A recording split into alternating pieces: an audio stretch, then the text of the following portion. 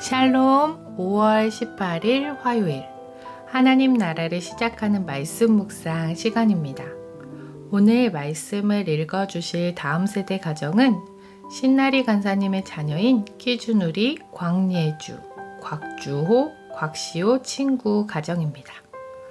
오늘 우리에게 들려주시는 하나님의 말씀 잠언 10장 1절부터 17절까지를 친구들과 간사님께서 함께 읽어주시겠습니다.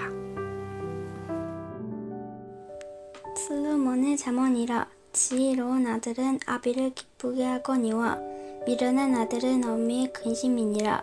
불의의 재물은 무익하여도 공의는 죽음에서 건지느니라. 여호와께서 의인의 영혼은 졸이지 않게 하시나 악인의 소욕은 물리치시느니라. 손을 게으르게 놀리는 자는 가난하게 되고 손이 부지런한 자는 부하게 되느니라. 여름에 거두는 자는 지혜로운 아들이나 추수 때에 자는 자는 부끄러움을 끼치는 아들이니라. 의인의 머리에는 복이 임하나 악인의 입은 독을 머금었느니라. 의인을 기념할 때에는 칭찬하거니와 악인의 이름은 썩게 되느니라. 마음이 지혜로운 자는 계명을 받거니와 입이 미련한 자는 멸명하리라.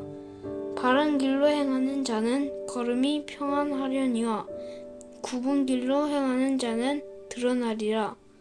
눈짓하는 자는 근심을 끼치고 입이 미련한 자는 멸망하느니라.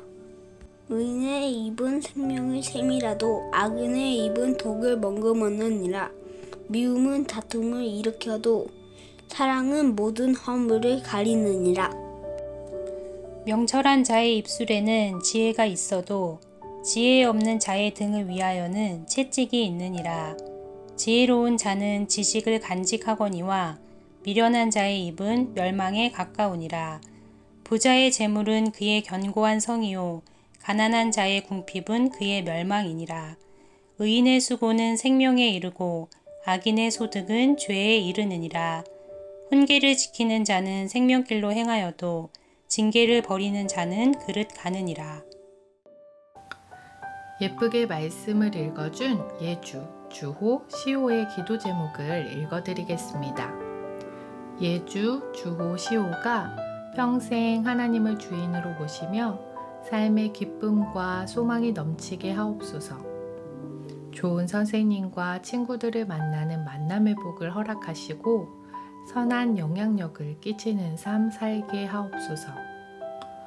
몸과 마음이 건강하게 하시고 실패의 순간에 좌절하지 않고 다시 일어설 수 있는 용기와 믿음을 주시고 성공의 순간에는 교만하지 않고 하나님의 은혜에 감사할 수 있게 하옵소서. 아이들의 아빠가 하나님을 만날 수 있도록 은혜 주시고 아이들을 위해 기도하는 부모가 되게 하옵소서.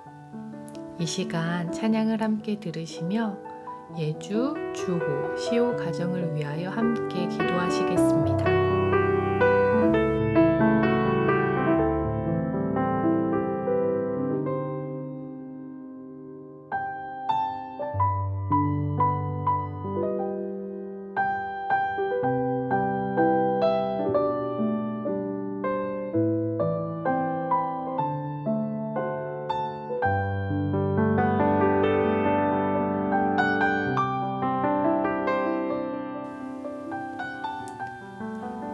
하나님 아버지, 하나님이 사랑하시는 자녀 예주와 주호, 시호를 위하여 기도합니다.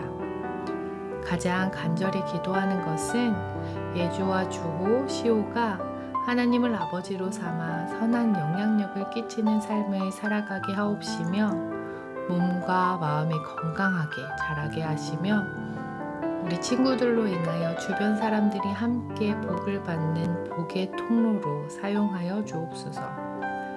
아빠가 이미 손 내밀고 계신 하나님의 손길을 잡게 하시며 엄마 아빠가 함께 아이들을 위해 기도할 수 있는 믿음의 가정으로 세워주옵소서. 감사드리며 예수님 이름으로 기도드립니다. 아멘. 잠언은 솔로몬을 비롯한 지혜자들이 지혜 추구를 권면하며 지혜로운 삶을 살기 위해 일상생활 가운데 지켜야 할 실제적인 교훈을 담고 있는 성경인데요. 잠언은 크게 1장에서 9장, 10장에서 29장과 31장, 32장 세 부분으로 구분할 수 있습니다. 어제까지 함께 묵상했던 1장에서 9장까지는 아들아로 시작되는 젊은이들을 향한 메시지, 지혜를 삶의 최고의 가치와 덕목으로 추구하라는 교훈을 담고 있고요. 오늘부터 시작되는 두 번째 부분에서는 여호와 경외를 바탕으로 하는 지혜를 보다 짧은 단편 경구의 형태로 다양하게 제시해주고 있습니다. 오늘의 본문인 10장 1절에서 17절까지는 하나님을 경외하는 지혜로운 자와 그렇지 않은 어리석은 자의 모습을 대조적으로 열거함으로써 하나님을 경외하라고 말씀해주고 계십니다. 본문은 이렇게 이야기합니다. 1절 말씀입니다. 지혜로운 아들은 아비를 기쁘게 하거니와 미련한 아들은 어미의 근심이니라. 여기에서 지혜로운 아들은 다양하게 해석할 수 있을 것 같은데요. 제가 이 말씀을 보자마자 떠올랐던 사람은 문자적으로 저의 아들, 3학년, 5학년 아들이었습니다. 건강하고 행복하게 자신의 일을 열심히 하는 아들들이 저에게는 기쁨이 되는 지혜로운 아들이었기 때문입니다. 두 번째로 생각되는 아들은 저였습니다. 엄마에게 나는 지혜로운 딸인가? 엄마를 기쁘시게 하는 딸인가? 이런 생각이 들었는데요. 제가 목사 안수를 받게 된 이후로 엄마가 저를 부르는 호칭이 바뀌셨는데요. 영화야가 아니라 김 목사 이렇게 부르십니다.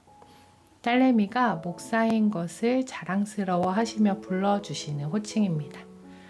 그 호칭을 미루어 짐작해 볼 때 아마도 엄마에게 저는 자랑스럽고 기쁘게 하는 딸인 것 같습니다. 하나 더 생각해 볼 수 있는 마지막 아들은 하나님 앞에서의 김영화입니다. 하나님 보시기에 저는 하나님을 기쁘시게 하는 지혜로운 딸일까요? 아니면 하나님의 근심이 되는 미련한 딸일까요?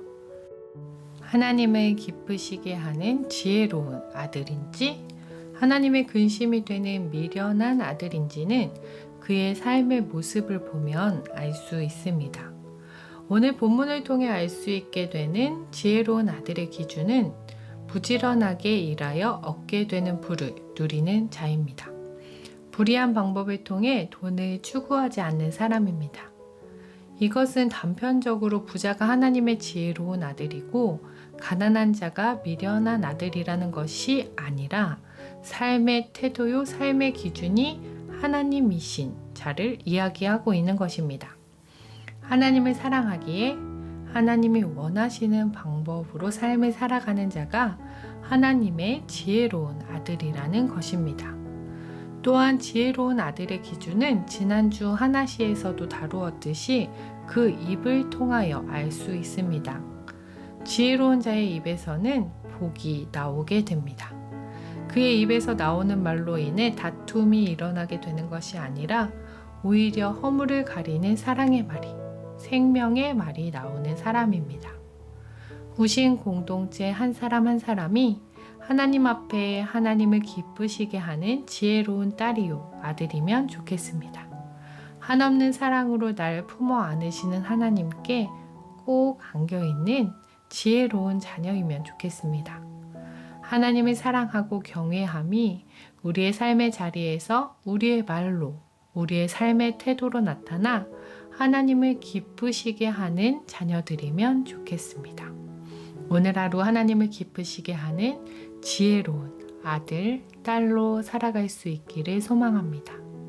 또한 잠언을 읽고 있는 우리 다음 세대 자녀들에게 하나님이 우리의 삶의 기준이 될 수 있도록 가르치는 가정들 될 수 있기를 간절히 기도합니다. 기도하겠습니다. 사랑의 하나님, 우리를 향해 두 팔 벌려주시는 하나님의 사랑에 우리의 삶의 태도와 말의 모습으로 하나님을 기쁘시게 하는 지혜로운 자녀들로 살아갈 수 있길 소망합니다. 우리의 삶의 기준이 하나님이시요. 우리의 삶의 태도가 하나님 앞에서 어떠한 삶을 살아가야 하는지 생각할 수 있으면 좋겠습니다. 하루하루 조금씩 하나님을 닮아가는 무신 공동체 되게 하여 주옵소서. 감사드리며 예수님 이름으로 기도드립니다. 아멘.